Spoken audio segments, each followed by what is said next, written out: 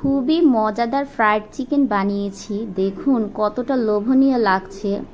আমার হাতের ভাজা ফ্রাইড চিকেন এত মজাদার হয়েছে, আজ আমি আপনাদের সাথে শেয়ার করব। তো চলুন ঝটপট দেখে নিই আজকের মজাদার ফ্রাইড চিকেন রেসিপি কিভাবে বানিয়েছি। হ্যালো বন্ধুরা, আজ চলে এসেছি তোমাদের সাথে ফ্রাইড চিকেন শেয়ার করব বলে।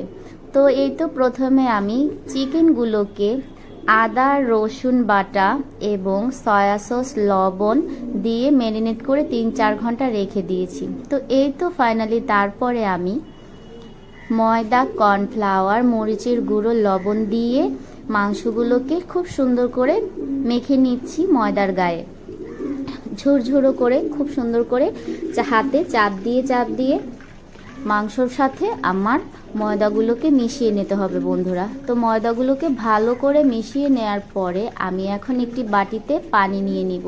তো যাতে পানিতে আমার পুরো চিকেনটি ভিজে যায় সেই পরিমাণ আমি পানি নিয়েছি। পানি থেকে উঠিয়ে আমি আবার ময়দাগুলোর সাথে চিকেনটাকে খুব ভালো করে চেপে ময়দাগুলো মাংসের গায়ে গায়ে লাগিয়ে দিব। তারপরে আমি গরম তেলে ছেড়ে দেব। এই তো বন্ধুরা, অনেক দিন পর ফ্রাইড চিকেন ভাজতে চলে এসেছি, কারণ ফ্রাইড চিকেন আমার খুবই পছন্দ, আমার খুবই ভালো লাগে। আর আমরা ম্যাক্সিমামই বাসায় ফ্রাইড চিকেন খাওয়ার চেষ্টা করি, বাহিরের থেকে বাসায় খেতে ভালোবাসে আমার হাজব্যান্ড। আমি যেখানে সেখানে খেতে পারলেও আমার হাজব্যান্ড বাহিরের খাবারটা একদমই খেতে পারে না, ওর সহ্য হয় না, ওর পেটে ব্যথা বা পেটে অসুখ হয়ে যায় বিভিন্ন কারণে, কারণ ও একটু সুতিবায়ু টাইপের, বাহিরের জিনিসটা ওর একটু নোংরা লাগে, তাই খেতে চায় না। আর ও সবার হাতের খাবার খায়ও না, তাই আমি যত কষ্টই হোক বাসায় ওর জন্য আমি কিছু না কিছু তৈরি করা ট্রাই করি। তো দেখুন বন্ধুরা, আমার ফ্রাইড চিকেনের কালারগুলো মাশাআল্লাহ কত সুন্দর হয়েছে আর ক্রিস্পি হয়ে উঠেছে।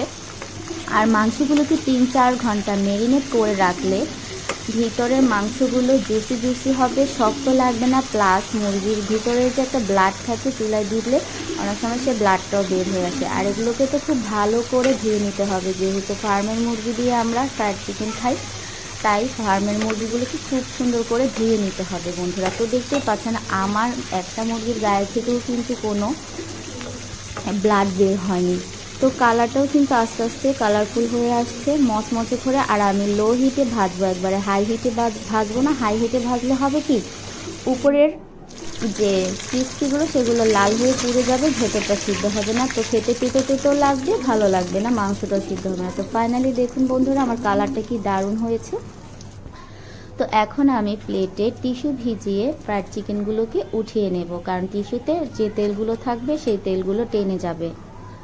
তো আমার মতো বন্ধুরা কার কার ফ্রাইড চিকেন বাসায় বানিয়ে খেতে খুবই পছন্দ বা খেয়ে থাকেন বন্ধুরা, কমেন্টস করে জানাবেন। তো বাকি যে মাংসের পিসগুলো ছিল সেগুলোও আমি দিয়ে দিয়েছি। আমরা বাসায় মাত্র 2 জন মানুষ, তো 2 জন মানুষের জন্য আমাদের 8 থেকে 9 পিস হলে হয়ে যাবে। তো এখানে আমার আছে 4 পিস, আগে দিয়েছি 3 পিস, টোটাল আমার কত হলো 7 পিস হইল।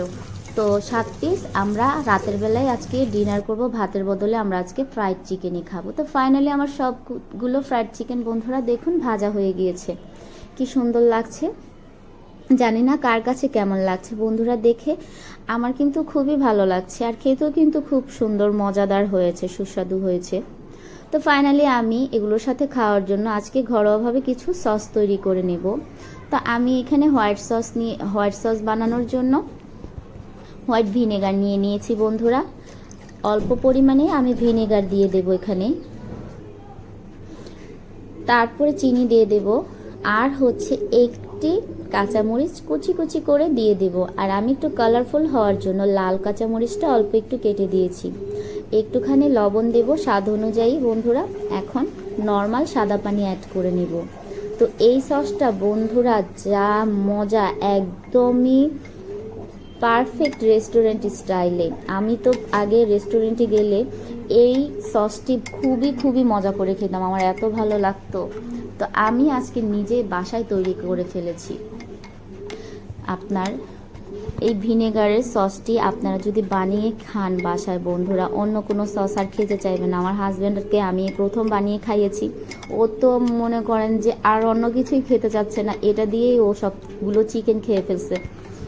এত মজাদার হয় বন্ধুরা। তো আসলে ভিডিওগুলো করি আপনার ভালো লাগার জন্য, সময় কাটে না। আর সন্ধ্যার নাস্তা, বিকেলের নাস্তা আমরা কি খাবো অনেক সময় ভেবে পাই না, কুল পাই না যে কি থুয়ে কি করবো। প্রতিদিন রান্নার ঝামেলা, দুপুরের রান্না, সকালের রান্না, একটার পর একটা ঝামেলা থাকে বন্ধুরা। তো হোয়াইট সস বানানোর পরে এখন আমি রসুন কাঁচামরিচ সসটা বানিয়ে নিব। তো বন্ধুরা এখানে আমি দুটো ছোট ছোট রসুন নিয়েছি আর একটি কাঁচামরিচ নিয়েছি। কাঁচামরিচ আর রসুনগুলোকে আমি আধা থেতো করে নেব। একটি কাঠের হাম্বুল দিস্তার ভিতরে আমি নিয়ে আধা থেতো করে ছেঁচে নিয়েছি বন্ধুরা। আপনারা চাইলে কুচি কুচি করে নিতে পারেন, কিন্তু এটা কুচির থেকে ছেঁচে যেটা করা হয়, ছেঁচানো রসুনটা আর মরিচটা, সেটা খেতে খুবই দারুণ লাগে, দুর্দান্ত স্বাদ লাগে বন্ধুরা। চিকেনের সাথে একবার খেয়ে দেখবেন আপনারা। কিন্তু এটা যখন খাবেন নগদ তখনই ছেঁচে নেবেন। আগে ছেঁচে রাখলে হয় কি তেতো হয়ে যায়। তারপর বন্ধুরা আমি একটি বড় লেবুর রস দিয়ে নিয়েছি এখানে, পুরো একটি লেবুর রস। লবণ পরিমাণ মতো যে যার যেমন লাগবে তেমন দিয়ে নেবেন বন্ধুরা। আর লেবু অতিরিক্ত কচলাবেন না, অতিরিক্ত কচলালে কিন্তু এই সসটা তিতো লাগলে কিন্তু খেতে ভালো লাগে না। সব কিছু চেষ্টা করবেন নগদ দেওয়ার জন্য। তো আমার ফাইনালি দুটো সস বানানো হয়ে গেল। এখন আমি একটি সালাদ সস বানিয়ে নেব। এখানে আমার নিয়েছি কুচি কুচি করে একদম শসা, টক দই আর হচ্ছে বিট লবণ আর নর্মাল লবণও আমি দিয়ে দিয়েছি, তারপরে ধনিয়া কুচি।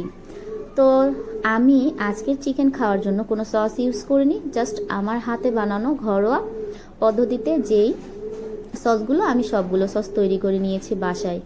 তো এর সাথে আমি এখন কোল্ড ড্রিঙ্কসও নিয়ে নিয়েছি বন্ধুরা। কোল্ড ড্রিঙ্কস ছাড়া তো এগুলো খেতে ভালোই লাগে না, হজমও হয় না, তাই সর্বপ্রথমে কোল্ড ড্রিঙ্কস নিয়ে নিয়েছি।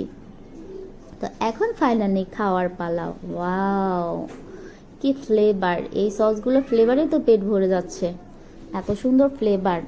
তো সবগুলো থেকে আমি একটু একটু করে খেয়ে ট্রাই করলাম, রিভিউ দিলাম। মাশাল্লাহ অসাম।